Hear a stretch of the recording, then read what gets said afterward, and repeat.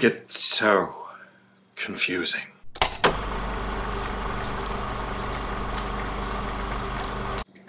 Okay.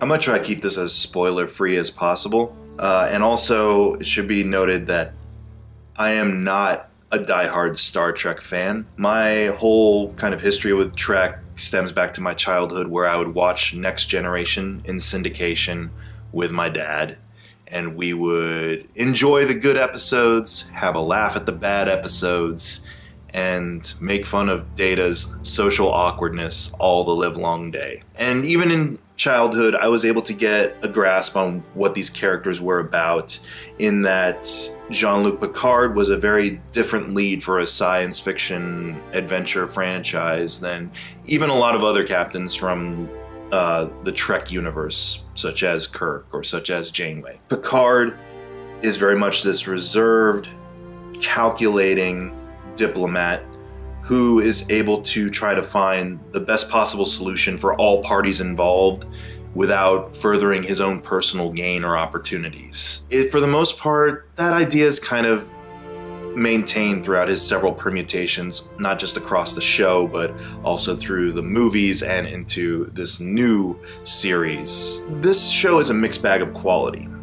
There are things I really do like about Star Trek Picard, but there are a lot of glaring pacing and storytelling issues throughout this 10-episode run that really kind of bogged down the experience of watching the show in real time for me. So Star Trek Picard is taking more of a lead from the films, in that it's kind of picking up with Picard after the events of Star Trek Nemesis, where Data blew up and sacrificed himself to save Picard, and the Enterprise crew kind of went their own way. Riker got his own commission on a ship, and Troy went with him because they were married, and Picard continued on for a while.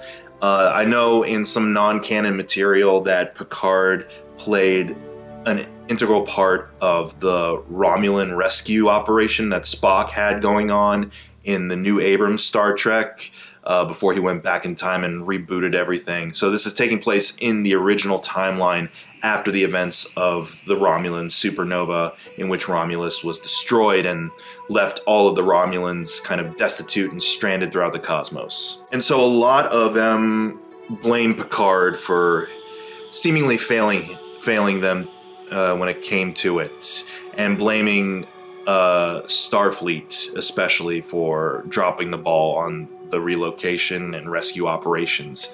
And in the years that have transpired, they're making it obvious that Starfleet isn't what it was, in that it has become a little bit more compromised with its ethics and morals, that there are clearly, you know, other agendas being run by shadow agencies and characters placed in strategic points throughout the organization to further outside influences, agendas, and so forth. And Picard is kind of retired and walked away from all of that. He has a very kind of bitter outlook on Starfleet and what it's become. And so I like the idea of that. I like the premise of this character from the time when Starfleet was this bastion of hope and ingenuity and progression, that you would bring back this character to try and reinstill some optimism, not just into the fictional organization, but also into this franchise overall, because it feels as though Star Trek has kind of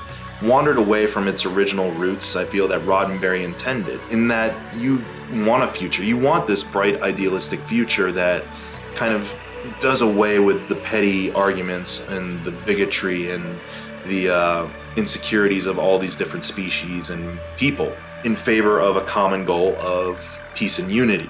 It's hard to believe in that, I know, in this day and age. And I know what they were going for in this show was to kind of maybe reflect that maybe that's not as attainable as we thought. And so I'm all for this idea. I'm all for exploring it and seeing like what a character who was kind of raised and showed us through many, many years of television believed in kind of slipping out of his grasp, and how does he kind of reclaim it? How is he able to kind of reinstill that, not just in himself, but in other people? I like this idea.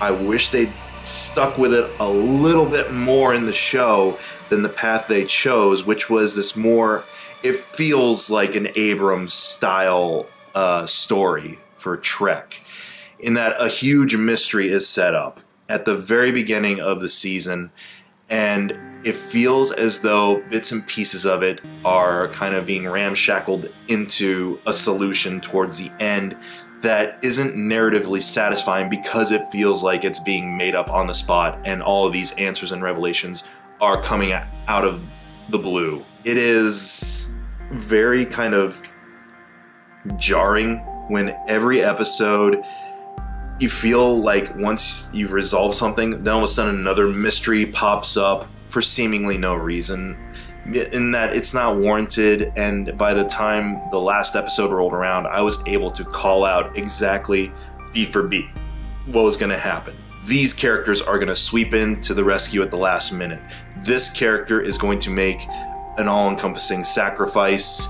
The big threat of the season is only going to be glimpsed for about 2 seconds and easily resolved. I don't really want to expect that from a Star Trek show, where the original series and Next Generation and Deep Space Nine and all these other series, they were able to at least keep you kind of guessing as to where the end game of either individual episodes or multiple episode spanning arcs were going to wrap up. Best of both worlds. Do you remember when Picard was absorbed into the Borg Collective and you're left on that cliffhanger of part 1, and you kind of felt that sense of finality, like, oh my god, Patrick Stewart might actually be going away next episode. And here they play with your expectations about, oh my god, is Patrick Stewart really going to be going away for good at a certain point? And it rang hollow. This grand moment for the character that is supposed to feel like a swan song to some extent. The investment for me was not there, because at that point in the series we'd kind of been dragged along through multiple, not just red herrings, but reveals that aren't really reveals, or additions to the plot that ultimately lead up to nothing. No satisfying resolution with regards to why they were included to begin with. Now, there's a lot to like I said, in the show from other perspectives.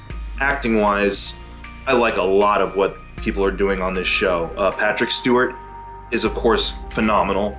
He's a tremendous talent, and he makes me believe in those quieter moments, like for those brief little glimmers where things kind of slow down. They're not in a rush to kind of get to another big reveal or another big kind of like nonsensical turn for a certain character, when they just let Picard interact with his new crew or his new cast members, or even old cast members like Jonathan Frakes and Brett Spiner. It's wonderful, and Patrick Stewart is really wonderful, and I hope they're able to give him a little bit more to chew on if there's a season 2 of this. A lot of the newer people, Alison Pill from the Newsroom, I like kind of what she's doing affectation-wise and with regards to performance of the character. There's a lot of things that happen in a short amount of time, like I said, with this character when it comes to reveals that don't make a lot of sense, but Alison Pill is working with it and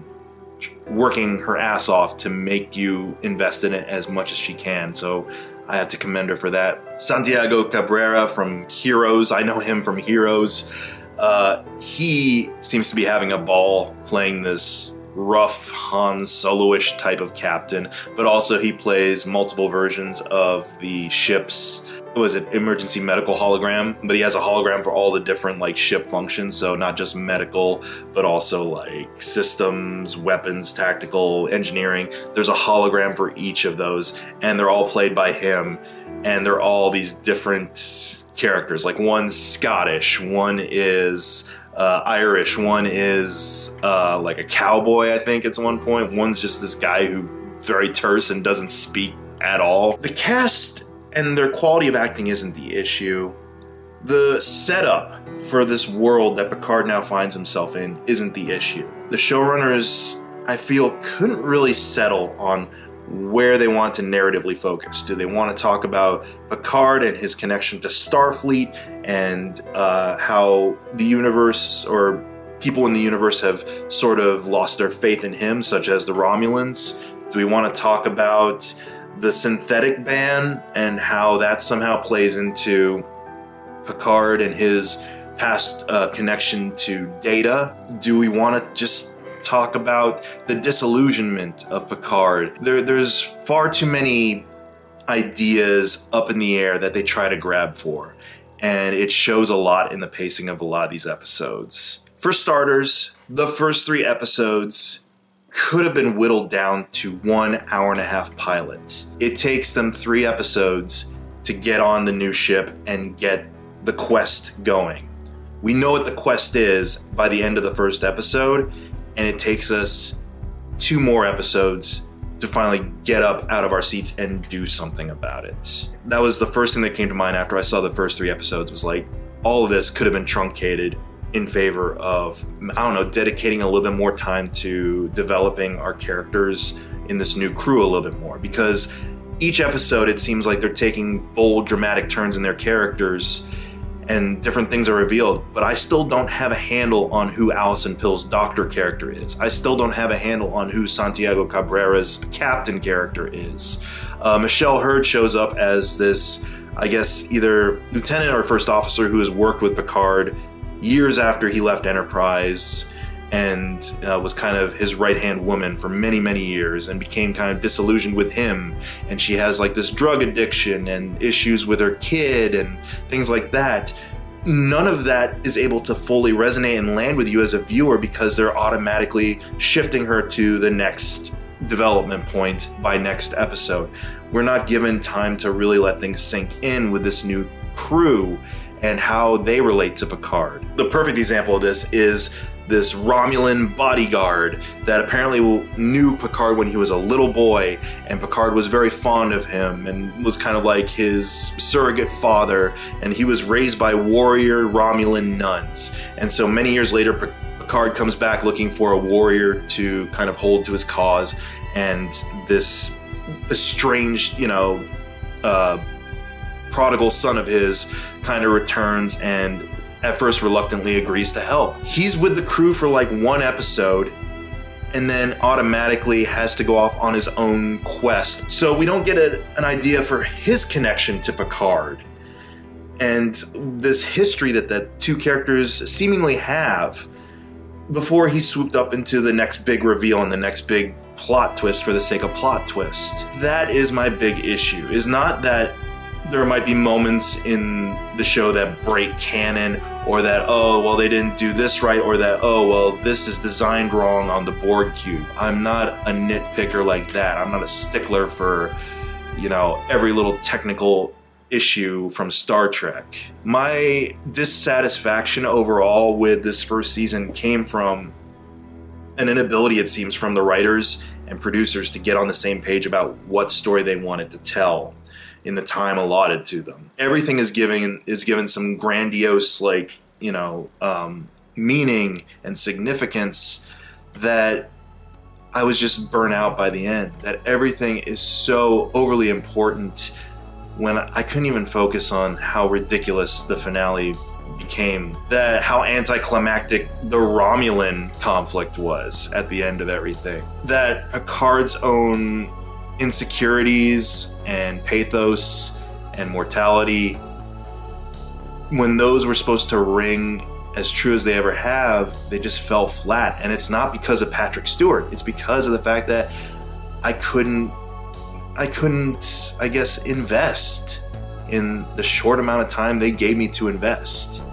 It's like, you should care about this moment now. Cool. It's not like I could have built up to this feeling of, oh God, I'm gonna have to care about this when it comes towards the end. I don't know. I kind of hope they scale it back for the next season. Most likely there's going to be a next season.